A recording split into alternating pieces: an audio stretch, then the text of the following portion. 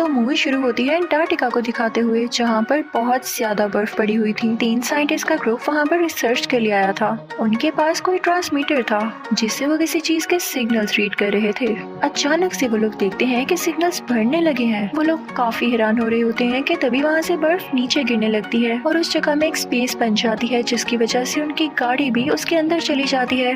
अब ये लोग बर्फ में फंस चुके थे और अपनी हेडलाइट ऑन करते हैं तो देखते हैं कि इनके सामने स्पेसशिप है। ये लोग काफी परेशान हो जाते हैं और इनको बाद में ट्रैक करके रेस्क्यू कर लिया जाता है। ये लोग यहाँ पर एक रिसर्च सेंटर में काम कर रहे थे और ये लोग किसी दूसरे मुल्क से आए थे। इस रिसर्च सेंटर में दूसरे मुल्क के भी लोग थे जो कि यहाँ से और भी कई चीजें डिस्कवर कर रहे थे। अब ये तीनों साइंटिस्ट इस रिसर्च सेंटर के डॉक्टर के पास जाते हैं और उसे सब कुछ बताते हैं कि हमने स्पेसशिप देखी है। तो वो डॉक्टर इनसे कहते हैं कि फिक्र नहीं करो, हम कुछ साइंटिस्ट और एक पैलेंटोलॉजिस्ट को भी बुलाते हैं। पैलेंटोलॉजिस्ट वो होता है जो कि पास्ट लाइफ के रिमेन्स को स्टडी करे। अब यहाँ पर कुछ साइंटिस्ट और एक लड़की केट को बुलाया जाता है जो कि पैलेंटोलॉजिस्ट थी और ये सब मिलकर अब उस जगह पर जाते हैं जहाँ पर इन्हें स्पेसशिप दिखाई दी थी।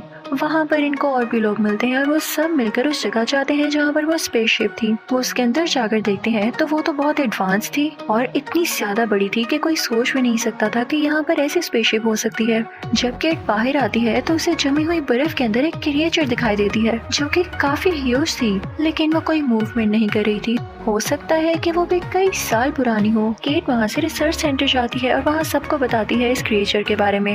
वो कहती है कि बर्फ में जिस जगह ये क्रिएचर है, हमें उस क्रिएचर को बर्फ के साथ ही अपने साथ लाना होगा और उसे यहाँ लाकर हम उस पर रिसर्च करेंगे। क्योंकि वो पैलेंटोलॉजिस्ट थी तो वो पता लगा सकती थी कि कितने साल पुरानी है और ये कैसी क्रिएचर है। अब अगले दिन कई ज्यादा लोग उस क्रिएचर को अपने साथ लेने आते हैं और फाइनली उसे बर्फ के साथ ही रिसर्च सेंटर में लेकर आया जाता है। वो वाकई में काफी ज्यादा ह्यूज थी। अब केट उसे देखने लगती है तो उस रिसर्च सेंटर के डॉक्टर कहते हैं कि मुझे इसका एक पार्ट चाहिए या मुझे इसका एक टिश्यू सेल दे दो, मैं इस पर खुद से भी रिसर्च करना चाहूंगा। तो केट कहती है कि नहीं, ये रिस्की हो सकता है अभी, क्योंकि ये क्रिएचर इस दुनिया की बिल्कुल नहीं है। कोई सी क्रिएचर भी नहीं है और कोई दूसरी क्रिएचर भी नहीं। ये किसी दूसरी दुनिया से आई है और हम बिल्कुल नहीं जानते कि हमारे लिए हार्मफुल है या नहीं। तो पहले मुझे इस पर कुछ एक्सपेरिमेंट्स तो करने दे। तो वो डॉक्टर केट से बहुत बुरी तरह से बात करता है कि रिसर्च सेंटर मेरा है या तुम्हारा, तुम इस तरह क्यों कर रही हो। तो केट को ये बात काफी अजीब लगती है और वो कहती है कि वेल, अब मैं क्या कह सकती हूँ, ठीक है। लेकिन वो जानती थी कि ऐसा करने से कोई ना कोई नुकसान जरूर हो सकता है। अब हम देखते हैं कि उस डॉक्टर ने उस क्रिएचर का एक टिश्यू सेल ले लिया था और अब उस पर वो कुछ एक्सपेरिमेंट्स करने वाला था। दूसरी तरफ हम ये भी देखते हैं कि उस रिसर्च सेंटर में उस क्रिएचर की बर्फ पिघलने लगती है। जब रिसर्च सेंटर में से एक आदमी वहाँ पर जाकर देखता है तो उसे वो क्रिएचर काफी अजीब लग रही होती है और तभी वो क्रिएचर बर्फ को तोड़ते हुए वहाँ से भाग जाती है। वो आदमी ये बात सबको जाकर बताता है तो सारे लोग उस क्रिएचर को ढूंढने लगते हैं, रिसर्च सेंटर के अंदर भी और बाहर भी। जैसे ही वो बाहर जाते हैं तो देखते हैं कि उनका डॉग काफी जख्मी है और यहाँ पर उस क्रिएचर के अलावा तो कोई भी नहीं आ सकता। तो यानी ये क्रिएचर का ही काम था। तभी वो क्रिएचर वहाँ पे दोबारा से आ जाता है और वहाँ पर केट का एक दोस्त खड़ा होता है, यानी वही साइंटिस्ट जो उसके साथ आया था। वो क्रिएचर पहले तो अपना टेंटिकल उसकी बॉडी के अंदर घुसाता है और फिर उसे निगल लेता है, यानी स्वैलो कर लेता है और इसकी वजह से सामने खड़े साइंटिस्ट पर खून के कुछ कतरे गिर जाते हैं। उसकी तबीयत काफी खराब होने लगती है और वो बाकी लोगों को भी वहाँ पर बुलाता है। सब कहते हैं कि ये क्रिएचर तो हमें नुकसान पहुँचा सकता है, तो वो फायर गन से उसको शूट करके मार डालते हैं, जिससे वो क्रिएचर पूरी तरह से जल जाता है। रिसर्च सेंटर के डॉक्टर कहते हैं कि हमें इसकी बॉडी की ऑटोप्सी करनी चाहिए, हम पता लगा के रहेंगे कि ये क्रिएचर कहाँ से आया और है क्या। अब केट ऑटोप्सी शुरू करती है। वो लोग जब क्रिएचर को काट रहे होते हैं तो उसके अंदर केट का दोस्त होता है। जाहिर है क्रिएचर ने उसे निकल चल लिया था, लेकिन उसकी स्किन पे कोई असर नहीं हुआ था, बल्कि उसकी स्किन तो और ज्यादा थिक हो रही थी, जैसे कोई नई स्किन उसकी बॉडी पर आ रही हो।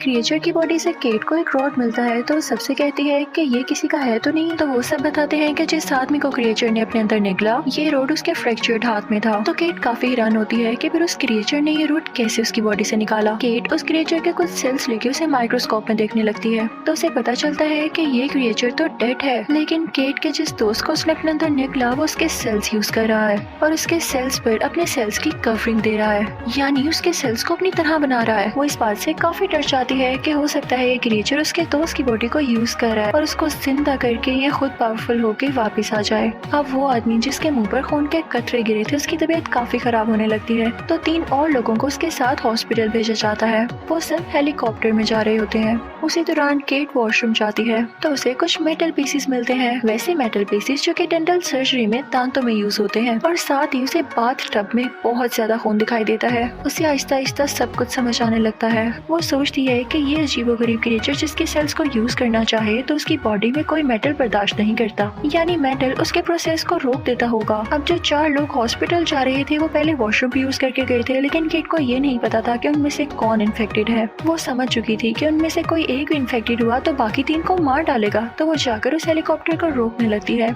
लेकिन उसी दौरान ही उसमें से एक आदमी में म्यूटेशन होने लगती है, उसकी बॉडी दरमियान से कटने लगती है और कोई अजीबोगरीब क्रिएचर उसकी बॉडी से बाहर आ जाती है और जो उसके साथ बीमार साइंटिस्ट था उस पर अटैक करने लगती है। नीचे से केट भी उस हेलीकॉप्टर को रोक रही थी, लेकिन तब तक वो हेलीकॉप्टर क्रैश हो चुका था। जाहिर है अंदर बैठे सब लोग डर रहे होंगे और कोई हेलीकॉप्टर चला नहीं पा रहा होगा। अब केट और बाकी सब लोग काफी सैड हो जाते हैं। अब केट काफी दुखी होकर दोबारा वॉशरूम की तरफ जाती है तो देखती है वहाँ पर जो खून बिखरा हुआ था अब वहाँ पर कुछ भी नहीं है, यानी इन लोगों में से और भी कोई इन्फेक्टेड था जो कि इस बात को छुपाना चाह रहा था।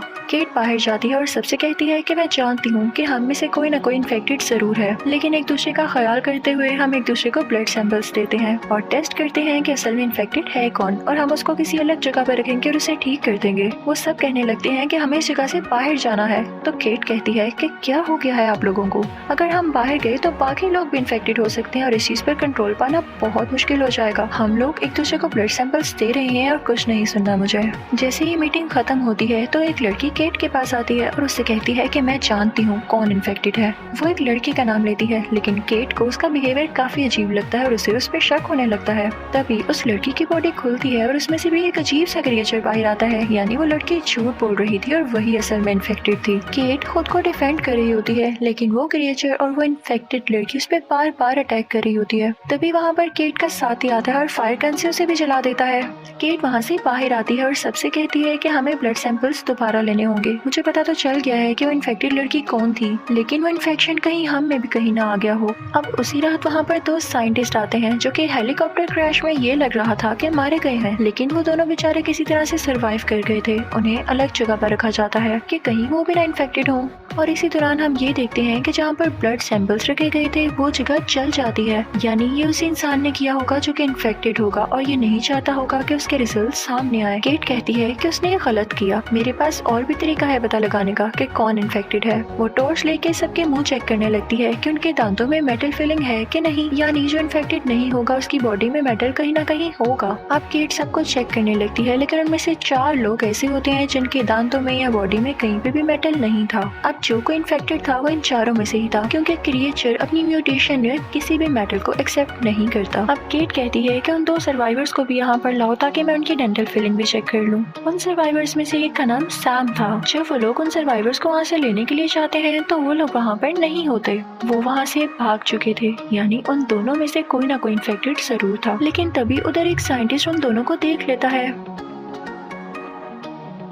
अब उन दोनों सर्वाइवर्स में से सैम के साथ जो आदमी था वो साइंटिस्ट को शूट कर देता है। उन लोगों में काफी लड़ाई होने लगती है और उनके फायर्स लगने से उस जगह पर आग लग जाती है और एक आदमी उनमें से बेहोश हो जाता है। उस आदमी को ये लोग अपने साथ कहीं दूसरी जगह लेकर आ रहे होते हैं। उस बेहोश आदमी के हाथ बाकी 2 लोगों के कंधे पर थे, लेकिन अचानक से उस बेहोश आदमी का हाथ अलग हो जाता है और किसी क्रिएचर के हाथ में बदल जाता है और जो आदमी उसे लेकर जा रहा था वो उसके फेस पर अटैक कर देता है और वो बेचारा भी इन्फेक्टेड हो जाता है। यानी इन लोगों में से कोई एक इन्फेक्टेड नहीं था, बल्कि कई लोग इन्फेक्टेड थे जिनका इन लोगों को पता भी नहीं था। अब उस बेहोश आदमी की पूरी बॉडी ही क्रिएचर में बदल जाती है, उसके कई टेंटिकल्स निकल आते हैं और वो क्रिएचर उन 2 सर्वाइवर्स में से एक सर्वाइवर को जो कि सैम का साथी होता है उसको मार देती है और फिर वो बढ़ती है केट के साथी की तरफ और उसकी बॉडी को अपनी बॉडी के साथ मिला लेती है। केट काफी डर जाती है और वही फायर कर लाती है और उस क्रिएचर को चलाने की कोशिश करती है, लेकिन वो क्रिएचर काफी फास्ट हो चुका था और वहाँ से फौरन से भाग जाता है। फिर केट वापस आती है और जो इन्फेक्टेड लोग थे उनको जला देती है,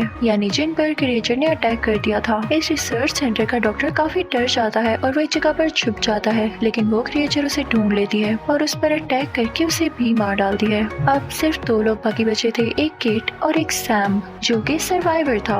अब ये दोनों क्रिएचर को ढूंढने लगते हैं और उसे ढूंढते ही उसे फायर गन से चलाने लगते हैं, लेकिन वो क्रिएचर भी बहुत चालाक था, वो बाहर स्नो में आ जाता है। लेकिन केट भी हार नहीं मानती और उसे चिल्लाती रहती है। सैम भी केट का साथ दे रहा होता है और फाइनली वो क्रिएचर हिलना बंद हो जाती है। दूसरी तरफ हम डॉक्टर को देखते हैं जो कि इन्फेक्टेड हो चुका था और कुछ पागल भी वो जगह जाने लगता है जहाँ पर स्पेसशिप थी। वो कहता है कि मैं तो इस दुनिया में नहीं रहूंगा, मैं तो यहाँ से जा रहा हूँ भाई।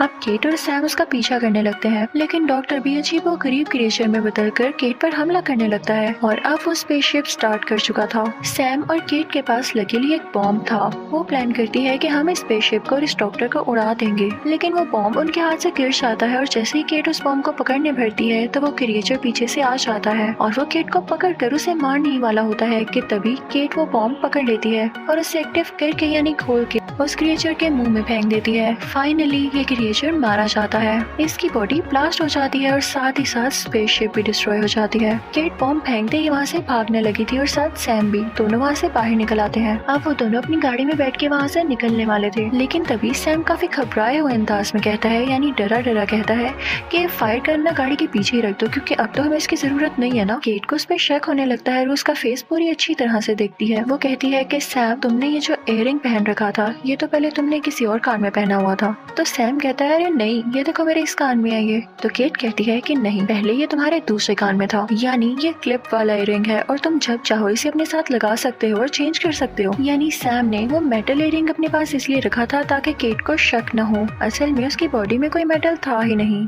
और सैम भी इन्फेक्टेड था, शुरू से ही इन्फेक्टेड था, लेकिन इसने ये बात केट से छुपाई कि कहीं ये भी मारा ना जाए और अगर अब ये दोनों गाड़ी में साथ चले जाते तो ये लोग वहाँ के लोगों को भी इन्फेक्टेड कर देते। इसलिए केट दिल पे पत्थर रखकर उसे फायर गन से आग लगा देती है। सैम जल रहा होता है लेकिन उसकी बॉडी से उसी क्रिएचर के चीखने की आवाजें आ रही होती हैं, यानी कंफर्म वो इन्फेक्टेड था। केट दूसरी गाड़ी पकड़ती है और वहाँ से चली जाती है। यहाँ सिर्फ यही एक सर्वाइवर बची थी जो कि इन्फेक्टेड नहीं थी, क्योंकि वो बहुत ज्यादा वाइस और चालाक थी। मूवी के आखिरी सीन में हम देखते हैं कि वहाँ पर कोई हेलीकॉप्टर आता है चेक करने के लिए कि वहाँ कोई और सर्वाइवर तो नहीं। तो तभी हम देखते हैं कि जो आदमी हमें लग रहा था कि मर चुका है वो अभी भी जिंदा था, वो भी सर्वाइव कर चुका था और यहाँ इसलिए छुपा हुआ था कि कहीं वो क्रिएचर बाहर ही ना घूम रहा हो। जब उसे बाहर से आवाज आती है तो अपनी गन लेकर बाहर जाता है और हेलीकॉप्टर के दोनों पायलट्स की तरफ पॉइंट कर लेता है। वो उनसे कहता है कि अपने मुंह खोलो और मुझे दिखाओ कि कहीं मेटल है तुम्हारे पास, यानी वो ये चेक कर रहा था कि कहीं ये लोग इन्फेक्टेड तो नहीं। कि तभी हम देखते हैं कि वो डॉग जो जख्मी हो चुका था और मर चुका था वो फौरन से उठकर भागने लगता है, यानी वो भी इन्फेक्टेड था और क्रिएचर ने उसे अपने साथ मिला लिया था, यानी वो डॉग अब इन्फेक्टेड था और एक क्रिएचर में बदल गया था। वहाँ बचा सर्वाइवर उस डॉग को शूट कर देता है और फाइनली अब यहाँ पर कोई इन्फेक्टेड इंसान या कोई एनिमल नहीं था।